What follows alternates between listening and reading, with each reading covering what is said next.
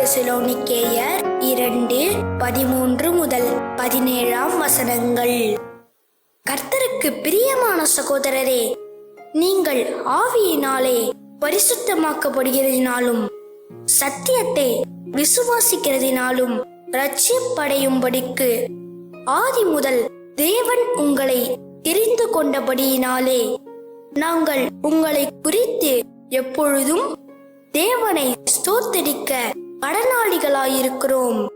நீங்கள் நம்முடைய கர்த்தராகிய இயேசு கிறிஸ்துவின் மகிமையை அடையும் பொருட்டாக எங்கள் சுவிசேஷத்தினாலே அந்த இரட்சிப்புக்கு அவர் உங்களை அழைத்தார். ஆகையால் சகோதரரே, நீங்கள் நிலை கொண்டு வார்த்தையினாலாவது நிருபத்தினாலாவது நாங்கள் உங்களுக்கு உபதேசித்த முறைமைகளை கை கொள்ளுங்கள்.